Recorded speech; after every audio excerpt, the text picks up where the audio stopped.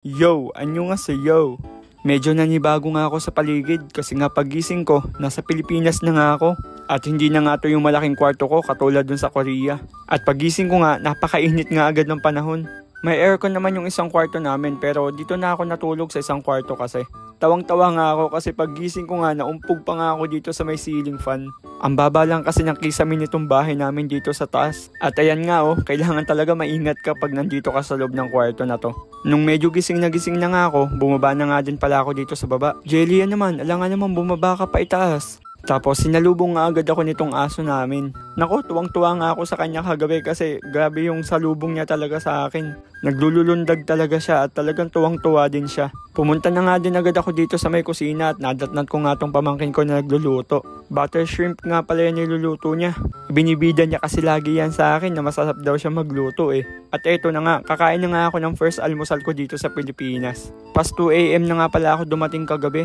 At syempre pagkadating ko nga, hindi naman agad ako natulog kasi nagkwentuhan pa kami. At sa pagkakatanda ko nga, 5 AM na nga ako ng umaga nakatulog nun. Tapos ngayong umaga na, ilang oras lang talaga yung naitulog ko. Pero feeling ko naman alive na alive ako. Saka na lang ulit ako babawi ng tulog. Tapos ito nga mapamangkin ko, sinabihan ko nga sila na ipagbalat nga ako nitong hipon. Tapos tawang-tawa nga ako dito sa isa. Kasi laban na laban yung kuko niya Siya pa naman to nagluto nitong hipon. Tapos ito namang nanay ko kapag dating talaga ng alas 8:30. Matik na yan, nag-attend na yan siya ng online class niya. Joke lang, Bible study yan. Tapos ito nga, bakit ganito na yung taho dito? Hindi na yung nakasakbit sa balikat. Tapos ang nakakapikon doon, hindi na siya sumisigaw. Nakarecord na yung boses ni Manong. Hindi na ikaw yung dating taho na nakilala ko. Pero at least nakapagtaho naman ako dito sa first day ko sa Pilipinas. Tapos nag-backgrade na nga itong dalawa kong pamangkin na babae. Naku, sobrang skincare is life yan dalawa na yan. At saka ewan ko ba ano bang talip nila at nakabestida silang dalawa. Bali anak nga pala yan ng dalawa kong ate. Bali sila pa nga lang yung mga pamangkin ko na nandito sa bahay. Hindi pa kasi nadating yung iba At nung tanghalian nga, may dumating na nga kami mga bisita. Nagpaluto kasi sa ate para sa tanghalian. Pero ako nga, nadatnan nga ako na kumakain pa ng spaghetti. Yan yung natera pa sa kinain namin kagabi sa Jollibee. Bali pinsan ko nga pala yung dumating tapos kasama niya nga pala yung mga anak niya. Isasama ko na nga din pala to dito sa video.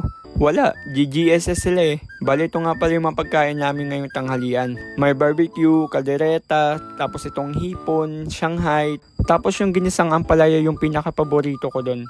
Konti nga lang yung pinaluto namin kasi wala naman talagang okasyon. Baka lang may pumunta dito sakali sa bahay, ganun. At saka hindi pa nga din pala nadating yung package. Kaya halos wala nga akong dalang chocolate dito sa maleta ko kasi nga nandun lahat sa balikbayan box. At nung kinahaponan na nga, dumating na nga itong dalawa ko pang pamangkin. Tawa nga ako ng tawa kasi nakahandbag pa nga itong isa.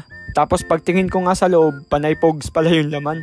Bali hindi nga muna pala sila masyado magtatagal dito sa Laguna. Kasi nga kailangan din nilang umuwi ng Batangas ngayong weekend. Tapos ito nga mag-edit na nga ako nitong vlog. Sabi nga nitong isa kong pamangkin gusto niya daw makita. Pero sabi ko kasi bawal kasi yung maingay. Tapos nagtakip siya ng bibig. Kaya tawa ako ng tawa. Gusto niya daw kasi makita kung paano ako mag-voice over ng vlog. At ayun, hanggang dito lang pala yung last clip ko ngayong araw. Kaya anyong!